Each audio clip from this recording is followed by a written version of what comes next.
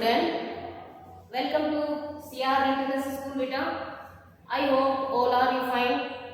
आज का हमारा टॉपिक है शब्द विचार।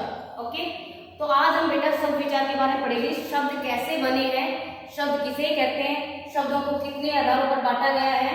ओके, तो लेट्स स्टार्ट करते हैं। शब्द किसे कहते हैं? सबसे पहले शब्द, तो शब्द किसे कहते हैं? वर्णों के सार्थक समूह को शब्द कहते हैं। वर्णों के सार्थक समूह को शब्द कहते हैं।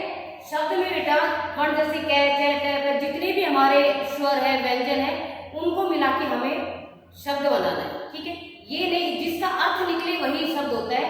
कई शब्द ऐसे जैसे चाय वाय, खाना वाना, पानी वानी, ये जो वाणी है वो शब्द नहीं होता, वाना है वो शब्द नहीं होता, खाना वाना। ठीक है, तो जिसका अर्थ निकले, वर्णों के सार्थक समूह को शब्द कहते हैं। सार्थक अर्थ होता है अर्थ के साथ, जिसका अर्थ निकले वही शब्द कहलाते हैं। अब शब्दों का वर्गीकरण करते हैं हम। शब्दों को कितने आधारों पर बांटा गया है, कितना वर्गीकरण किया गया है, तो इसको 4 आधारों पर बांटा गया है। सबसे पहले है अर्थ के आधार पर, सेकंड है रचना के आधार पर, थर्ड है उत्पत्ति के आधार पर, और फोर्थ है प्रयोग के आधार पर। ओके, कितने हो गए? 4 हो गए। तो सबसे पहले हम पढ़ेंगे अर्थ के आधार पर शब्द के कितने भेद है। अर्थ के आधार पर शब्द के 2 भेद होते हैं बेटा। 2 भेद कौन से? सार्थक और निरर्थक। तो सार्थक शब्द कौन से होते हैं? सार्थक और निरर्थक शब्द, ये 2 भेद है, सार्थक और निरर्थक। तो सार्थक शब्द होते हैं जिनका अर्थ निकलता है, और निरर्थक शब्द होते हैं जिनका अर्थ नहीं निकलता। जो मैंने अभी बताया आपको कि जो जैसे खाना वाना, पानी वानी, चाय वाय, ये जो शब्द है सार्थक शब्द है, उनका अर्थ निकलता है। निरर्थक शब्दों का कोई अर्थ नहीं निकलता। सार्थक शब्द 4 प्रकार के होते हैं। कौन कौन से होते हैं? एकार्थी शब्द, अनेकार्थी शब्द, पर्यायवाची और विलोम, श्रुति संवेदार्थक भी होते हैं। तो जो एकार्थी शब्द होते हैं उनका एक अर्थ निकलता है, जो अनेकार्थी शब्द होते हैं उनके अनेक अर्थ निकलते हैं। ठीक है, एकार्थी शब्द में एक ही निकलेगा और अनेकार्थी में अनेक निकलेंगे। और पर्यायवाची को आपको पता ही है, जो समानार्थी शब्द होते हैं, जो एक जैसे पानी का जल, नीर, रंगू, कुछ भी कह सकते हैं। अनेकार्थी जैसे अंक है तो नाटक अंक भी होता है, अंक गोद भी होता है, संख्या का अंक भी होता है, इस टाइप से। ठीक है, तो नेक्स्ट नंबर पे जो अनेकार्थी हो गए, एकार्थी का समझ आ गया होगा आपको। नेक्स्ट है पर्यायवाची का भी आपको सबको पता है, जो समानार्थी शब्द होते हैं। और विलोम शब्द आपको आगे स्टार्टिंग से पढ़ते आ रहे हम। ठीक है, तो विलोम शब्द जो विपरीतार्थी शब्द होते हैं, विपरीतार्थक भी कहते हैं इनको, और विलोम भी कहते हैं, जैसे दिन रात, सुबह शाम, इस टाइप से। ठीक है, तो निरर्थक शब्दों का कोई अर्थ ही नहीं निकलता, बस इतना ही है। नेक्स्ट है इसमें रचना या उत्पत्ति के आधार पर। रचना के आधार पर शब्द के बेटा 3 भेद होते हैं, रूढ़, यौगिक, योग। कितने होते हैं? 3 होते हैं, रूढ़, यौगिक, योग। तो जो रचना के आधार पर है, सबसे पहले रूढ़ शब्द होते हैं। रूढ़ से ही हमें शब्द आ जाता है कि रूढ़ शब्द है वो अपने आप में कौन है, उनका एक अर्थ निकलता है, लेकिन उसके टुकड़े करने पर कोई अर्थ नहीं निकलता। अगर हम उसके टुकड़े करें, जैसे जल है, तो जय प्लस में लय करूंगी तो उसका जय और लय का कोई अर्थ नहीं निकलेगा। अगर उसको मैं जोड़ के लिखती हूँ तो उसका एक अर्थ निकलता है जल। जैसे घर, वृक्ष, पुस्तक, इस टाइप से जितने भी घोड़ा, ये सभी हमारे ऐसे शब्द रूप जिनके टुकड़े करने पर कोई अर्थ नहीं निकलता। नेक्स्ट है यौगिक शब्द। यौगिक शब्द ऐसे होते हैं जो 2 शब्दों से मिलकर बनते हैं और दोनों का ही अर्थ निकलता है, दोनों का ही अर्थ निकलता है। जैसे हिमालय, हिमालय होता है, तो हम उसके 2 टुकड़े करेंगे, हिम प्लस आलय। ठीक है, तो हिम प्लस जब आलय हम करेंगे तो हिम का अर्थ क्या होता है? बर्फ, और आलय का अर्थ होता है घर। ऐसे विद्यालय होता है, विद्या शिक्षा, और आलय घर। ओके, तो दोनों का अर्थ निकलता है। ऐसे ही यज्ञशाला भी होता है, स्नान घर भी होता है, रसोई घर भी होता है, इसी टाइप से हमको दोनों का अर्थ निकलेगा। नेक्स्ट है हमारा योग रूढ़ शब्द। तो जो योग रूढ़ शब्द है बेटा, तो योग रूढ़ एक ऐसे जो यौगिक, ऐसे यौगिक शब्द हैं जिनके टुकड़े करने पर एक विशेष अर्थ निकलता है, जिसके टुकड़े करने पर एक विशेष अर्थ निकलता है। क्या है? देखो योग रूढ़ शब्द, जैसे मैं लिखती हूँ पंकज, पंकज भी होता है, गजानन भी होता है, फिर दशानन भी होता है, चतुर्भुज भी होता है, पीतांबर भी होता है, श्वेतांबर भी होता है, बहुत सारे हैं इसके एग्जाम्पल। तो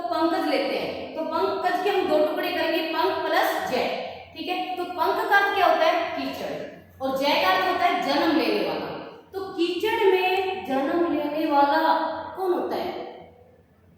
कमल। ओके, समझ आ गया आपको? ऐसे ही गजानन है, गज प्लस आनन।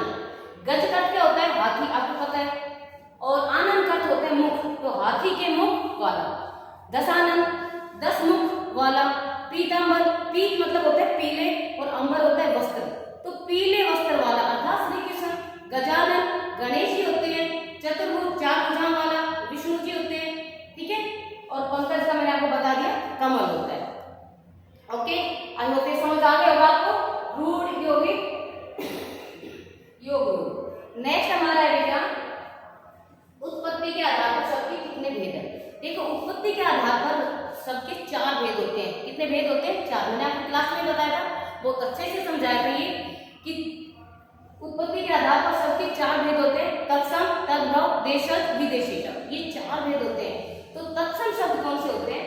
जो तत्सम शब्द होते हैं ये वाले, तत्सम, तद्भव, देशज और विदेशी शब्द, ठीक है। जो तत्सम शब्द होते हैं ये ऐसे शब्द हैं जो संस्कृत भाषा से ज्यों के त्यों हिंदी में प्रयोग किए जाते हैं। जो संस्कृत भाषा से ज्यों के त्यों हिंदी में प्रयोग किए जाते हैं, जैसे सूर्य है, अग्नि है, कार्य है, अतः है, प्रातः है, और भी बहुत सारे हमारे ऐसे वर्ड है जो हम हिंदी में ज्यों के त्यों पढ़ते हैं इनको, ठीक है। तो आपको समझ आ गया होगा तत्सम शब्द जो संस्कृत भाषा से ज्यों के त्यों हिंदी में पढ़ते हैं। और बहुत सारे वर्ड, सूर्य को सूर्य पढ़ते हैं, कार्य को कार्य पढ़ते हैं, अग्नि भी पढ़ते हैं, अतः भी होता है, प्रातः भी होता है, और नेक्स्ट है देशज शब्द, सॉरी तद्भव शब्द। तो तद्भव शब्द कौन से होते हैं? जो संस्कृत भाषा से परिवर्तित होकर हिंदी में आ गए हैं। तो संस्कृत भाषा से जो शब्द परिवर्तित थोड़े से बदलाव के साथ आए हैं वो उस हिंदी में आ गए हैं। जैसे अग्नि का क्या हो गया? आग। सूर्य का क्या हो गया? सूरज, ठीक है। ऐसे ही और भी कार्य का क्या हो गया? काम। ऐसे थोड़े से बदलाव के साथ ही किसी में प्रयोग किए जाते हैं हिंदी में, ठीक है। ये तद्भव शब्द हो गए तो थोड़े से बदलाव के साथ हिंदी में हमारे प्रयोग किए जाते हैं। नेक्स्ट देशज शब्द। देशज शब्द कौन से होते हैं? देशज शब्द होते हैं बेटा जो हमारी आम बोलचाल की भाषा से हिंदी में आ गए हैं। जो हमारी आम बोलचाल की भाषा से हिंदी में आए हैं। आम बोलचाल में जो भी हमारी स्थानीय भाषा, प्रादेशिक भाषाएं हैं किसी भी भाषा से, तो जितनी हमारी 22 भाषाएं हैं उनमें से जो बोलियां हैं उन बोलियों से जो निकल कर आए हैं शब्द वो देशज शब्द कहलाते हैं, जो हमारे देश में आए हैं, ठीक है। तो देशज शब्द होते जैसे पगड़ी है, खेत है, लोटा है, चारपाई है, ये इस टाइप से जो भी शब्द है ये देशज शब्द होते हैं। नेक्स्ट है विदेशी शब्द। विदेशी शब्द कौन से होते हैं? विदेशी शब्द वो होते हैं जो विदेशी भाषाओं से हिंदी में आ गए हैं। जो विदेशी भाषाओं से हिंदी में, विदेशी नहीं है वो विदेशी भाषाओं से हिंदी में आए हैं। जैसे तुर्की है, फारसी है, अरबी है, अंग्रेजी भाषा है, चीनी भाषा है, उनके शब्द हम यूज करते हैं। जैसे कैंची है, अखबार है, कागज है, ये शब्द जो ज और फे के नीचे जो नुक्ता लगता है वो भी सारे हमारे विदेशी शब्द होते हैं, ठीक है। और जो जैसे स्कूल है, कॉलेज है, ऑफिस है, पेन है, स्टेशन है, ये तो हम यूज ही करते हैं, आपको पता ही है, जो अंग्रेजी के शब्द है हमारे। और जो अरबी, फारसी, पुर्तगाली जैसे कैंची, कागज मैंने आपको बताया, इस टाइप से भी जो भी वर्ड है वो विदेशी शब्द कह सकते हैं उनको। तो आई होप कि आप समझ में आ गया होगा। तीन आपको जो 4th नंबर पे हमारा जो है वो विकारी और अविकारी है। हमने अब तक कितने पढ़े? अर्थ के आधार पर, रचना के आधार पर, उत्पत्ति के आधार पर और प्रयोग के आधार पर।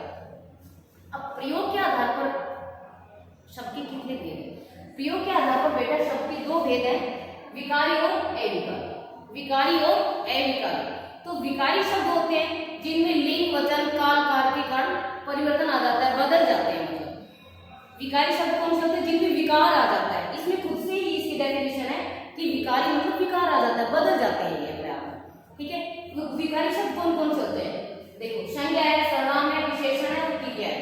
ये शब्द ऐसे जो संज्ञा शब्द है, तो जैसे बच्चा है, ये संज्ञा शब्द है, तो बच्चे हो गए, लिंग के कारण, वचन के कारण बच्चा, बच्ची, बच्चा, बच्ची। जो बच्चा और बच्चे हैं वो क्या हो गया? एक वचन हो गया, बहुवचन हो गया। और बच्ची ये लिंग के कारण बदल गए। काल जाता है, जाते हैं, ये भी काल के कारण बदल जाता है। ऐसे हम कार्य की जो विभक्ति है उनके कारण भी ये बदल जाती है, ठीक है। ऐसे सर्वनाम है, जैसे मैं से हम हो गया, ये बहुवचन हो गया। इसी टाइप से ये सारे क्या होते हैं? विकारी शब्द में विशेषण के कारण भी विकार आ जाता है इनमें, ठीक है। तो जो विकारी शब्द है वो संज्ञा है, सर्वनाम है, विशेषण है, क्रिया है। ये 4 प्रकार के शब्द जो है वो विकारी होते हैं। ऐसे ही जो अविकारी शब्द है वो भी 4 प्रकार के होते हैं। कौन कौन से अविकारी शब्द देखो, क्रिया विशेषण, संबंधबोधक, समुच्चयबोधक और विषमयबोधक। जो क्रिया विशेषण शब्द है बेटा, सबसे पहले हमारे जो अविकारी शब्द पहले होते क्या है ये जान लेते हैं। अविकारी शब्द वो होते हैं जिन शब्दों में कोई विकार नहीं होता। अविकारी मतलब अविकार, असफल, ऐसे ही अविकारी का अर्थ क्या होता है जिसमें कोई विकार नहीं होता, ठीक है। जिन शब्दों का रूप, लिंग, वचन, काल, कार के कारण नहीं बदलता है उन्हें अविकारी शब्द कहते हैं, ओके। या जिन शब्दों में कोई विकार नहीं होता उन्हें अविकारी कहते हैं। लेकिन इनका रूप जो है लिंग, वचन, काल, कार के इनके ऊपर कोई प्रभाव नहीं पड़ता, ये जैसे वैसे ही रहेंगे जो कि क्यों रहते हैं। फर्स्ट है इसका क्रिया विशेषण शब्द। क्रिया की विशेषता बताने वाले शब्द क्रिया विशेषण कहलाते हैं। क्रिया की विशेषता बताने वाले शब्द क्या कहलाते हैं? क्रिया विशेषण कहलाते हैं। तो क्रिया की विशेषता क्या बताइए? बच्चा सुंदर लिखता है, तो कैसे लिखता है? सुंदर। तो किससे पहचान इसकी? कैसे? बच्चा धीरे धीरे चलता है, कैसे चल रहा है? धीरे धीरे चल रहा है, ठीक है। बच्चा जोर से हंसता है, कैसे हंसता है? जोर से हंसता है। तो ये शब्द क्या हो गए? क्रिया विशेषण के, ओके। नेक्स्ट हमारा संबंधबोधक। जो संबंधबोधक शब्द है बेटा, वो हमारे जो वाक्य में आए जो भी शब्द है, वाक्य में संज्ञा और सर्वनाम, जो शब्द का संज्ञा और सर्वनाम से उनका संबंध बताते हैं, ठीक है। जो संबंध बताने वाले शब्द है वो संज्ञा और सर्वनाम से जो शब्द संबंध बताते हैं वो संबंधबोधक कहलाएंगे। लेकिन संबंधबोधक शब्द कौन से होते हैं? संबंधबोधक शब्द वो होते हैं बेटा जो जैसे किसी का रिलेशन भी बताते हैं, रोहन की बहन, रोहन का भाई, या मेज के नीचे, पेड़ के नीचे गाय बैठी है, मेज के नीचे बिल्ली बैठी है, ठीक है। इससे भी संबंध बताते हैं। या के ऊपर, के नीचे, के दाएं, के बाएं, ये सभी क्या है? संबंधबोधक में आते हैं, ठीक है। नेक्स्ट हमारा समुच्चयबोधक, जो आप हमेशा इंग्लिश में भी इसका टॉपिक है, जो आप पढ़ते भी है। ये समुच्चयबोधक जो शब्द है, कंजक्शन पढ़ते हो आप, जो दो शब्दों को, दो वाक्यों को आपस में जोड़ता है। दो वाक्यों को आपस में जोड़ता है, जैसे और, लेकिन, किंतु, परंतु, या, वरना, ये सभी क्या होते हैं? समुच्चयबोधक होते हैं, ठीक है। तो समुच्चयबोधक शब्द जैसे राम और मोहन, उसने बहुत मेहनत की लेकिन वह पास नहीं हो पाया, इस टाइप से ये धीरे चलो वरना गिर जाओगे, खूब पढ़ो ताकि कक्षा में प्रथम आ सको। ये समुच्चयबोधक शब्द है जो दो वाक्यों को जोड़ते हैं, दो शब्दों को भी जोड़ते हैं। नेक्स्ट है विषमयबोधक शब्द। तो विषमयबोधक जो शब्द होते हैं बेटा, जो हमारे मन के भावों को प्रकट करने वाले शब्द कौन से होते हैं? विषमयबोधक होते हैं। मन के भावों को प्रकट करने वाले शब्द कौन से होते हैं? विषमयबोधक शब्द, ठीक है। ये हमारे हास, खुशी, शोक, घृणा सारे इसी में आते हैं। अरे आपका भाई ये किसका हो गया? आश्चर्य का हो गया, वाह वाह बाप रे कितना बड़ा सा, ये क्या हो गया? डर का। किसका हो गया? ये डर का हो गया, ठीक है। हाय राम मैं टूट गया, ये किसका हो गया? शोक का हो गया। एक खुशी होती है, वाह कितना अच्छा मौसम है। आई होप आपको समझ आ गया होगा ये सारे जो भी है। तो बेटा मैंने आपको सारे ये एक बार अच्छे से एक्सप्लेन कर दिया है। अगर देखो अर्थ के आधार पर सार्थक निरर्थक सबसे पहले बताया आपको। नेक्स्ट हमारे रचना के आधार पर रूढ़, यौगिक, योग रूढ़, ठीक है। नेक्स्ट पढ़ा है उत्पत्ति के आधार पर तत्सम, तद्भव, देशज और विदेशी शब्द, ओके। नेक्स्ट हमारे प्रयोग के आधार पर विकारी और अविकारी। आई होप आपको समझ आ गया। थैंक यू बेटा।